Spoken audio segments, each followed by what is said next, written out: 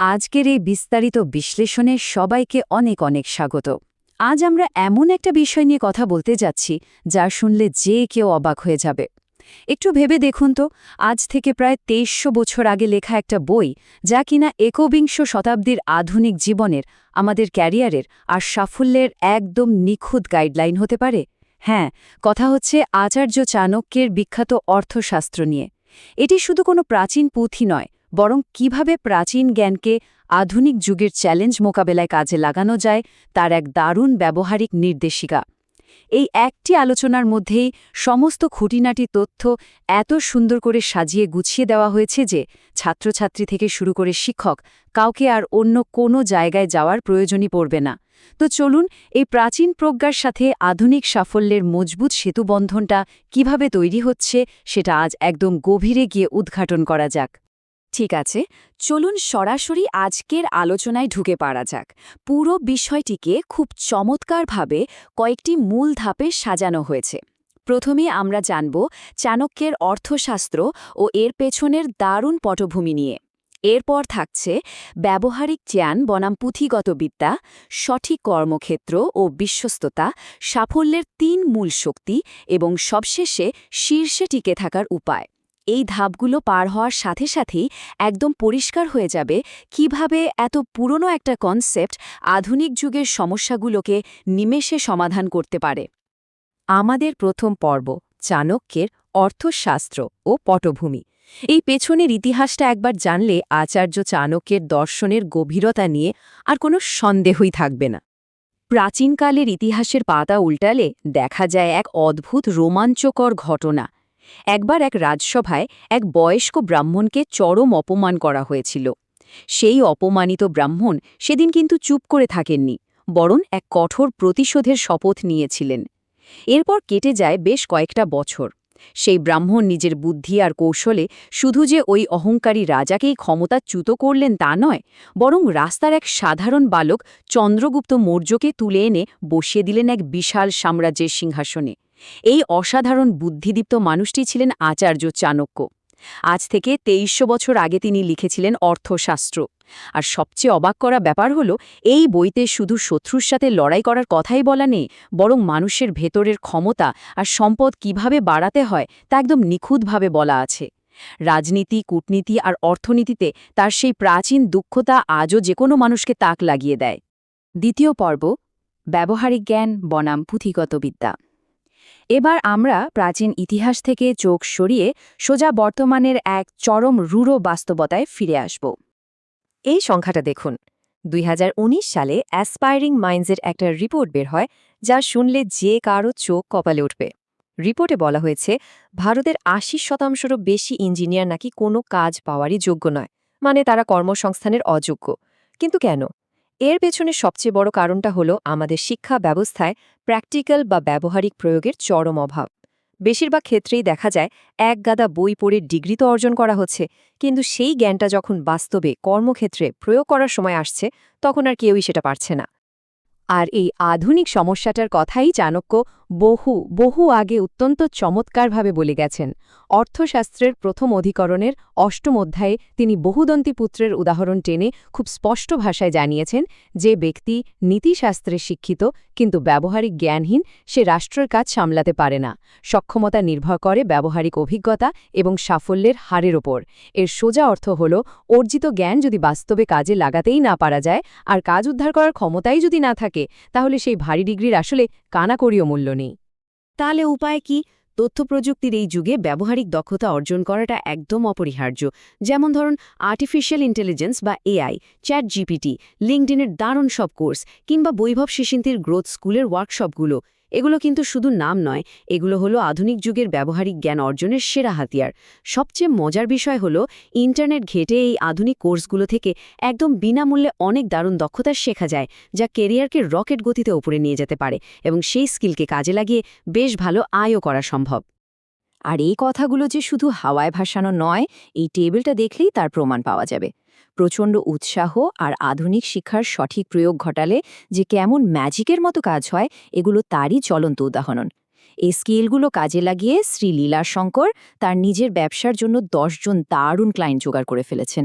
রাম্যা অনুদীপ্ত শীর্ষ কোম্পানিগুলো থেকে ৫০ লক্ষ টাকার ছোক ধাঁধানো প্যাকেজ পেয়ে গেছেন। আর বেদিকা, তিনি তার ব্যক্তিগত ব্র্যান্ডের ফলোয়ার সংখ্যা ১,০০০ থেকে সোজা ২ লক্ষে নিয়ে গেছেন। এখনকার দিনে কোম্পানিগুলো ঠিক এটাই চায়। তারা দেখতে চায় দক্ষতা, আর সে দক্ষতার আসল প্রয়োগ। তৃতীয় পর্ব, সঠিক কর্মক্ষেত্র ও বিশ্বস্ততা। এই অংশে আমরা আধুনিক কর্মজীবনের খুব সাধারণ কিন্তু ভীষণ যন্ত্রণাদায়ক একটা দ্বিধা নিয়ে কথা বলবো।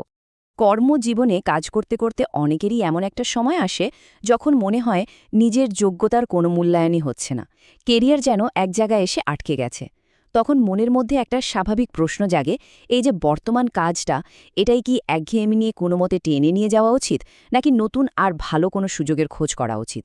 যেখানে আয় কম, প্রতিভার দাম নেই, সেখানে এমন হতাশা আসাটা একদমই স্বাভাবিক ব্যাপার। আর ঠিক এই মানসিক টানাপোড়েনের খুব পরিষ্কার একটা সমাধান দিয়েছেন চাণক্য। পঞ্চম অধিকরণের ৪র্থ অধ্যায়ে তিনি বলছেন, একজন দক্ষ ব্যক্তির উচিত এমন একজন স্বনির্ভর রাজার আশ্রয় নেওয়া যিনি যোগ্য মানুষের সন্ধান করছেন। এর মানে কি দাঁড়ালো? মানে হলো, যদি কোনো জায়গায় যোগ্যতার সঠিক কদর না হয়, তাহলে বিনা দ্বিধায় এমন জায়গায় চলে যাওয়া উচিত যেখানে প্রতিভার পুরো মাত্রায় ব্যবহার করা সম্ভব। কিন্তু দাঁড়ান, এখানেই সবচেয়ে বড় টুইস্ট আর চাণক্যের কড়া সতর্কতা। চাকরি বদলানোর ক্ষেত্রে শুধু নিজের আখের গোছানোর কথা বা ব্যক্তিগত স্বার্থের কথা ভাবলে একদম চলবে না। চাণক্য বলছেন, নতুন কর্মক্ষেত্রে যোগ দেওয়ার পর নতুন বসের প্রতি বা নিয়োগকর্তার প্রতি সম্পূর্ণ আর অবিচল বিশ্বস্ততা থাকতে হবে। নিজের বুদ্ধি, মেধা আর দক্ষতা নতুন প্রতিষ্ঠানের উন্নতির জন্য একদম উজাড় করে দিতে হবে। বিশ্বস্ততা ছাড়া কোনো কাজেই আসল সম্মান পাওয়া যায় না। ৪র্থ পর্ব, সাফল্যের ৩ মূল শক্তি। প্রাচীন দর্শনে চূড়ান্ত সাফল্যের যে গভীর সংজ্ঞা দেওয়া আছে, সেটা এখন খুব সহজভাবে বোঝা যাক। অর্থশাস্ত্রের ৬ষ্ঠ অধিকরণের ২য় অধ্যায়ে সাফল্যের একটা চমৎকার সংজ্ঞা আছে। এখানে সাফল্যকে বলা হয়েছে সিদ্ধি বা আনন্দ। আর এই সিদ্ধি আসে কোথা থেকে? আসে শক্তি বা ক্ষমতার সাথে এক নিবিড় সম্পর্কের মাধ্যম দিয়ে। চাণক্য বলছেন, প্রত্যেকটা মানুষের সফল হওয়ার পেছনে মূলত ৩ ধরনের শক্তি কাজ করে। চলুন দেখি সেগুলো কি কি। প্রথমটি হল মন্ত্র শক্তি। এটি হল একদম বিশুদ্ধ জ্ঞানের শক্তি। একজন যোগ্য গুরুর কাছ থেকে সঠিক শিক্ষা আর জ্ঞান নিলে যে সাফল্য আসে তাকেই বলা হয় মন্ত্রসিদ্ধি। অর্থাৎ আজ এই আধুনিক যুগেও যদি সফল হতে হয়, তবে সঠিক টিচার বা সঠিক মেন্টর নির্বাচন করাটা একদম মাস্ট। দ্বিতীয়টি হল প্রভুর শক্তি। এটি হল মর্যাদা বা সামাজিক প্রভাব প্রতিপত্তি। সমাজে নিজের এমন একটা শক্ত অবস্থান তৈরি করা যেখানে ১০টা মানুষ আপনার কথা শুনবে, আপনাকে সম্মান করবে। এই শক্তির ফলে যে সাফল্য আসে তাকে বলে প্রভুর সিদ্ধি। এটা হলো প্রভাব আর কর্তৃত্বের আসল প্রমাণ। আর তৃতীয় এবং সবচেয়ে বেশি দরকারি শক্তিটা হল উৎসাহ শক্তি। মানুষের ঝুলিতে যতই জ্ঞান থাকুক আর সমাজে যতই প্রতিপত্তি থাকুক না কেন, যদি কাজটা করার প্রবল ইচ্ছে বা এনার্জি না থাকে, তাহলে সব কিন্তু একেবারে জিরো। সীমাহীন অর্থ আর অগাধ পাণ্ডিত্য কোনো কাজেই আসবে না যদি তা বাস্তবে করার মানসিকতাই না থাকে। এই যে নিরলস উৎসাহ, এখান থেকেই জন্ম নেয় উৎসাহ সিদ্ধি। এখন এই স্লাইডের সবচেয়ে মজার ব্যাপারটা খেয়াল করুন। এই ৩ শক্তির উপর ভিত্তি করে নেতাদের কিভাবে ক্যাটাগরি করা হয়েছে দেখুন। যার মধ্যে এই ৩টি শক্তি আছে, অর্থাৎ জ্ঞান, প্রভাব এবং কাজ করার উৎসাহ, অর্থশাস্ত্রে তাকে বলা হয়েছে শ্রেষ্ঠতম রাজা বা সবচেয়ে সেরা।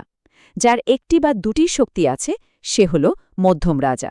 আর যার মধ্যে কোনো শক্তিই নেই, সে একেবারে অধম রাজা। আধুনিক যুগেও ব্যাপারটা ঠিক তাই। শুধু বইয়ের জ্ঞান থাকলেই হবে না, সাথে মানুষের সাথে মেশার ক্ষমতা আর অসীম উৎসাহ, এই ৩টির দারুণ একটা ব্যালেন্স থাকা চাই। পঞ্চম পর্ব, শীর্ষে টিকে থাকার উপায়। দারুণ একটা সাফল্য পেয়ে যাওয়ার পর জীবনে যে সবচেয়ে ভয়ঙ্কর চ্যালেঞ্জটা আসে, সেটা নিয়েই এবার কথা বলা হবে। পাহাড়ের চূড়ায় ওঠা নিঃসন্দেহে খুব কঠিন কাজ, কিন্তু সেখানে দাঁড়িয়ে থাকাটা, সেটা আরও অনেক অনেক বেশি কঠিন।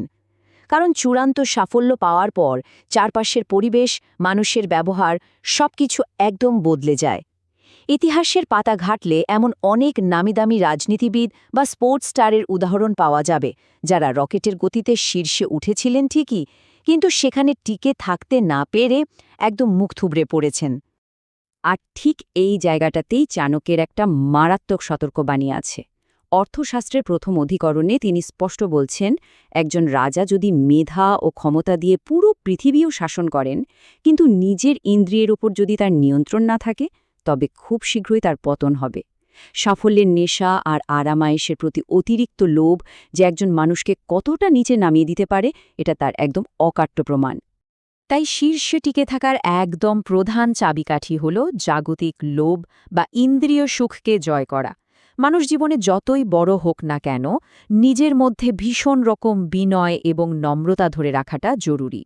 মহর্ষি পতঞ্জলির যোগশাস্ত্রও কিন্তু ঠিক একই কথা মনে করিয়ে দেয়। বিনয় ছাড়া সর্বশক্তিমান হওয়ার শেষ পরিণতি হল একেবারে শূন্যে বা জিরোতে ফিরে যাওয়া। এই চরম পতন আটকাতে হলে আত্মনিয়ন্ত্রণের আসলে কোনো বিকল্পই নেই। আমরা চলে এসেছি আমাদের ষষ্ঠ এবং একেবারে শেষ পর্বে, উপসংহার। প্রাচীনকালের এই অসাধারণ শিক্ষা আর আধুনিক ক্যারিয়ারের দারুণ সেতুবন্ধনটি এবার শেষ করা যাক।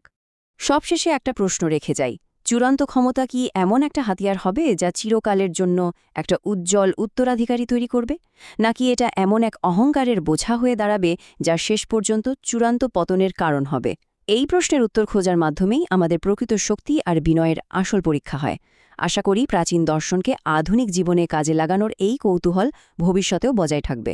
আর হ্যাঁ, এই পুরো বিষয়টিকে এত নিখুঁত তথ্যের সাথে অত্যন্ত সুন্দর ও আকর্ষণীয়ভাবে বাংলায় সাজিয়ে তোলার জন্য বিশেষ কৃতজ্ঞতা স্বীকার করছি শুভানিতা মণ্ডল বা শুভনীতা মণ্ডল এর প্রতি। এভাবেই নতুন জ্ঞান অর্জনের এই দারুণ যাত্রা যেন নিরন্তর চলতে থাকে।